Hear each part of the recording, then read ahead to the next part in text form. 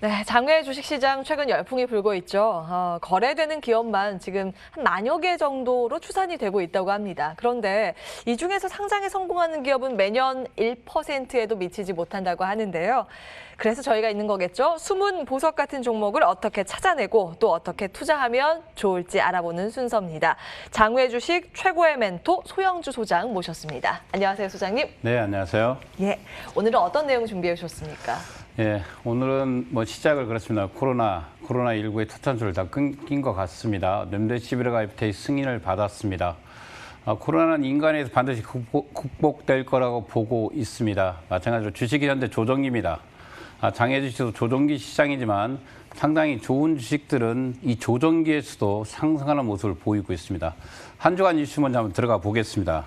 빅히트 엔터테인먼트 상장 이후 단 한 번도 상승하지 못하고 있습니다. 어제 반짝하다가 다시 보합권에서 18만 원 선에서 주식이 멈춰 있습니다. 더 밀릴 기세를 보이고 있죠. 이 주식이라는 것은 탄생의 시점이 중요합니다. 탄생하는 날짜에 상당히 거래소 코스닥도 안 좋았고 지금 시장의 분위기, 특히 BTS의 중국의 영향, 여러 가지 악재가 반영되면서 현재 방시혁 대표의 책임론까지 나오고 있습니다. 그만큼 시장은 냉정에 흐르고 있다는 것입니다. 두 번째로 크래프톤이 장외주식 가장 핫한 인기 키워드입니다. 사실입니다. 그만큼 관심도가 높은 기업입니다. 이유는 간단합니다. 2020년 상반기에 상장될 회사 중에서 가장 유력한 후보고 기본적으로 게임 주식으로 이익을 본 사람들은 또다시 게임 주식인 크래프톤에 관심을 갖는 건 사실입니다. 현대 장외 주식에서 가장 많은 유동성 자금들이 이 크래프톤에 몰려있는 것도 사실입니다. 그래서 크래프톤의 기사 하나가 나올 때마다 주식이 흔들리고 있습니다. 현재 160만 원대 주가가 움직이고 있습니다. 매도와 매수가 상당히 팽팽하게 줄다리기를 하고 있지만 지속적으로 기관들의 물량들은 매도물로 나오고 있습니다. 이것들을 개인들이 계속 흡수하고 있는 모습을 보이고 있는데 시간이 남아 있습니다. 조만간에 주관사 선정을 발표할 것입니다. 그러나 주관사 선정이 바로 상장으로 이어지는 건 아니기 때문에 이 점을 개인들이 알 필요가 있습니다. 주관사가 선정된 것은 이제 이 기업이 상장을 위한 첫 단추를 끼웠다 이렇게 보시면 될 것 같고요. 주관사가 선정되고 나면 보통 2, 3개월은 회사의 자료를 취합해서 상장의 요건의 자료를 만듭니다. 그래서 내년 상반기까지 시간이 있기 때문에 크래프톤 이 주식에 대해서는 일일 희비하지 마시고 멀리 볼 필요가 있다. 이 말씀을 전해주고 싶습니다.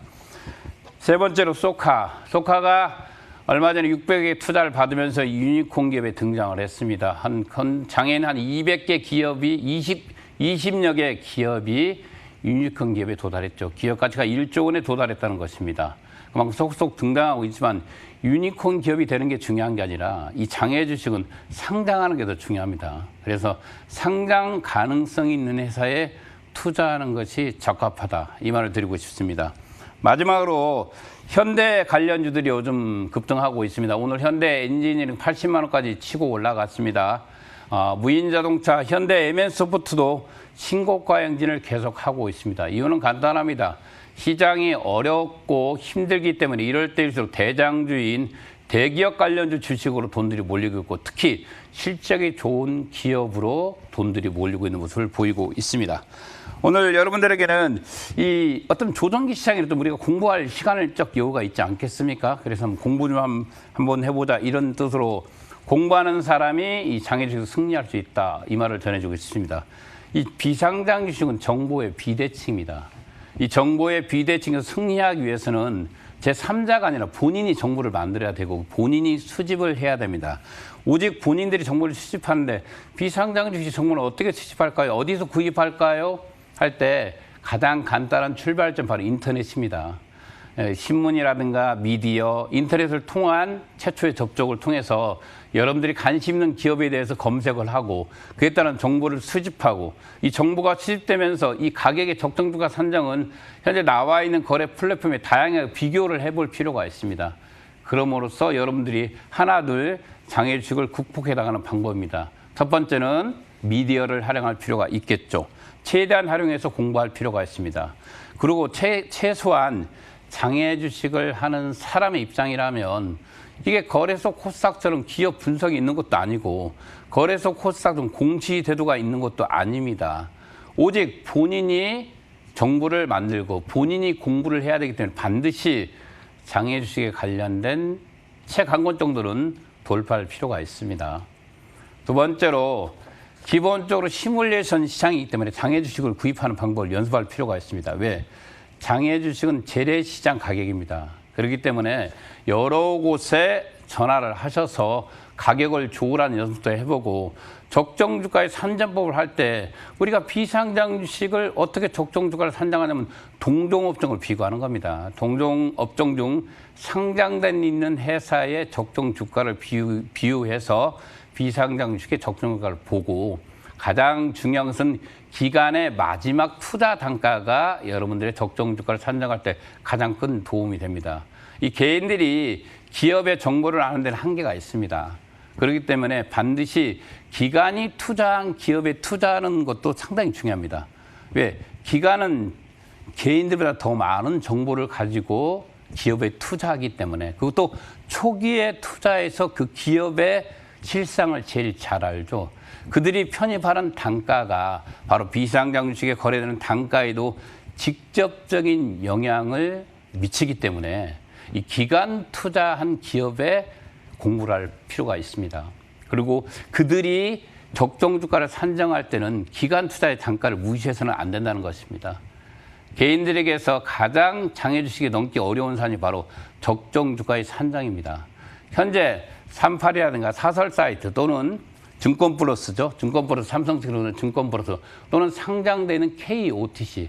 KOTC는 국가가 용인한 합법적인 장애 주식 거래 사이트입니다. 적정 가격이 나와 있죠. 그 외를 제한 나머지 부분들은 모든 부분이 조율에 의해서 적정 가격이 정해지기 때문에 여러분들이 증권물에서 나와 있는 가격이 적정 주가라 이렇게 생각하시면 안 됩니다. 여러분들 노력에 의해서 그 가격은 언제든지 변동할 수 있는 가격이기 때문에 다양하게 장애주를 구입하는 연습을 할 필요가 있습니다. 그래야만이 여러분들이 이 어려운 시장에서 조금이라도 그래도 승리할 수가 있죠. 앞서 말한 대로 이 장애 주식에 나와 있는 거의 10,000개가 넘는 기업들이 있습니다. 이 중에서 상장의 문턱까지 가는 것은 거의 1%에 한정되어 있습니다. 그 1%도 못 미칠 때도 있습니다. 마찬가지로 낙타가 바늘구멍 뚫는 것 좀 어렵다는 것이죠. 어려운 시장이지만 이 시장을 왜 이렇게 관심을 갖고 있냐, 요즘 사람들이. 단순합니다. 돈이 되기 때문에. 부자가 되고자 하는 사람들의 욕망은 끝이 없습니다. 특히 이 장애 주식의 수익률은 거래소 코스닥에서는 상상할 수가 없습니다. 그렇기 때문에 어떻게 보면 10,000개의 기업 중에서 이 보석 같은 주식을 찾기 위해서 여러분들은 부단히 노력할 필요가 있다는 것입니다. 어떤 전문가에 의존할 것이 아니라 앞서 말한 대로 정보라는 것은 본인이 생성하는 것이잖아요. 본인이 생성하기 때문에 본인이 끊임없이 노력해야 되는 것이죠. 그래서 다양한 정보의 수집을 한다. 앞서 제일 먼저 1단계 미디어죠. 유튜브가 됐건 또는 이런 방송이 됐건 또는 서점에 있는 책이 됐건 이런 것들이 삼일째 모아져서 여러분들의 주식으로 가면서 성공할 수 있다는 것입니다. 그만큼 이 장애 주식은 어렵고 힘든 주식입니다. 그러나 성공했을 때는 그 성공은 대단한 것이기 때문에 사람들이 힘들지만 이 장애 주식에 쏙쏙 들어오고 있는 것입니다. 마지막으로 중요한 것은 친구 따라가면 실패한다. 이 장애 주식 그래서 본인이 공부하지 않고 어떤 제3자의 말에 의해서 주식을 구입하면 낭패를 볼 수가 있습니다. 장애 주식의 가장 큰 한계가 바로 한급성입니다. 주식을 쉽게 구입할 수 있지만 판매처가 없다면 그 주식은 죽어있는 주식입니다. 그렇기 때문에 반드시 본인이 철저하게 준비하고 공부하는 자세로 임했을 때 주식을 편입해야 됩니다. 얼마 전에 뭐 SK 바이오팜이 몇 배를 벌었네, 카카오 게임즈가 몇 배를 벌었네, 그게 중요한 게 아니라 그걸 찾기 위해서 얼마나 부단히 노력했겠습니까? 쉽게 얻어지는 이익은 전혀 없습니다. 특히 이 비상장 주식, 장외 주식은 더더욱 그렇습니다. 그래서 본인이 결정하기 전까지 절대 신고 따라서 투자해서는 안 됩니다. 오늘은 현재 인기 키워드를 볼 필요가 있습니다. 한 주간에 보면 인기 키워드가 뭐냐면 가장 많이 거래되는 종목이잖아요.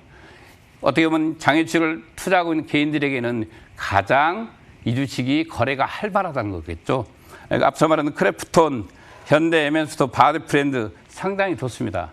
특히 크래프톤은 지금 현재 160만 원대를 굳건히 지키고 있습니다. 안 좋은 소식도 나왔습니다. 우리 기본적으로 금융감독에서 걸렸죠. 애완거래법을 걸렸어요. 그래서 앞서 말한 대로 크래프톤의 가장 큰 단점은 재무적 투명성입니다. 과연 돈을 어디서 벌고 어떻게 오는가 이런 분들이 좀 명확히 나왔으면 좋겠어요. 조만간에 이제 3분기 실적이 나오겠죠. 비상장 회사는 공시제도가 없기 때문에 3분기 실적 발표할 필요는 없습니다. 다만 워낙 핫한 기업이기 때문에 이 3분기 실적, 그다음에 주간사 선정 이런 것들이 맞물려서 제2차 상승할 가능성도 있다는 것입니다. 두 번째로 현대 에멘스는 무인자동차 시장에서 지금 11만 원을 돌파했습니다. 11만 원은 이 방송을 시작할 때 이 현대 에멘스 주가가 5만 원이었습니다. 100%도 120%, 110% 가까이 상승을 보여줬습니다. 바디프렌드가 상당히 실적이 좋은 회사입니다. 다만 여러 가지 악재 기사들이 많죠. 어떻게 보면 회사의 운영의 미숙도도 있겠지만 이 정도 등치 큰 회사가 특히 BTS까지 광고의 모델로 쓰면서 공격적인 마케팅을 하고 있는 회사지만 경영의 미숙은 있는 것 같습니다. 그래도 주가가 8,000원대까지 밀리다가 다시 10,000원까지 복귀를 했습니다. 그 뜻은 회사의 펀드멘탈이 좋다는 것이죠. 그래서 주독적으로 8,000원 가까이 밀린다면 구입해서 성공할 확률이 높다. 이렇게 보시면 될 것 같습니다. 현대 엔지니어링 상당히 좋죠. 74만 원대 던 주식이 한 주간에 한 6만 원까지 상승했습니다. 오늘 80만 원 기록하고 있습니다. 정보통신은 이미 상장되어 있습니다. KOT 시장에 있는 주식인데 가장 거래가 활발한 것은 조만간 상장을 하겠죠. 코스닥에 상장한다는 조건이 있기 때문에 관심 있게 볼 필요가 있습니다. 오상헬스키도 마찬가지죠.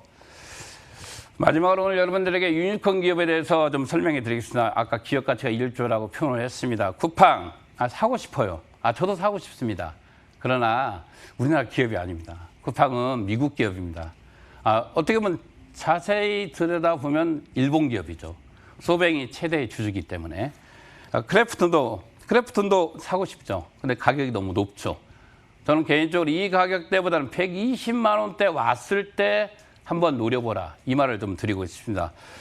비바리 퍼블리카, 토스죠. 이 회사도 사고 싶습니다. 근데 이런 유니콘 기업들의 주식이 야놀자, 이메프, 지피그룹 왜 없을까요? 시장에요? 간단합니다. 국내 회사가 아니라는 거죠. 투자자들이. 유니콘 기업들이 초창기 출발할 때 적자인 기업이에요. 자본금 3천만 원짜리 몇 억씩 적자 나는데 국내 VC들, 투자 기관들이 애매했어요. 누가 이 투자했을까요? 해외 투자자들.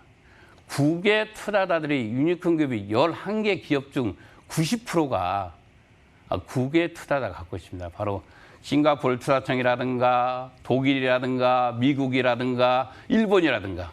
왜 그랬을까요? 국내 VC들은 어떤 성장성보다는 현실적으로 네가 돈이 얼마 받나 이걸 중요하게 여기는 거죠. 개인들이 신용대출을 받으러 갑니다. 은행에. 말은 신용대출이지만 실제로 가면 여러 가지 서류를 요청합니다. 마찬가지로 기업들도 우리가 알고 있는 야놀자라든가 용감한 형제들 이런 회사들 있잖아요. 초창기에 설립됐을 때 자본금 3천만 원짜리였습니다. 이런 3천만 원짜리 공격적으로 투자할 수 있는 VC들이 없었다는 것이죠. 안타까운 현실이죠. 이 VC의 열악성이죠. 이런 공격적인 어떻게 보면 기업의 성장성을 보고 투자하는 VC들이 늘어나야 이런 기업들이 시장에서 주식이 유통되고 국내 기업이라고 말할 수 있습니다. 이미 용감한 형제들은 독일 기업입니다. 딜리버리 히어에 팔렸죠. 여러분이 잘 아는 마켓컬리 이미 중국에 팔렸습니다. 이런 기업들이 왜 국내 투자자들은 없고 해외 투자자 중심으로 있는가? 앞서 말한 대로 성장성에 너무 야박한 VC들입니다. 장외 주식이 거래되기 위해서는 바로 국내 VC들이 있어야만이 가능합니다. 우신사라든가 뭐 티몬도 마찬가지입니다. 이런 기업들이 다 해외 기업이라는 거죠. 앞으로 국내 VC들도 이 성장성에 대한 무게중심을 두고 투자에 좀 공격적으로 임해줄 필요가 있다. 이 말을 전해주고 싶습니다. 감사합니다.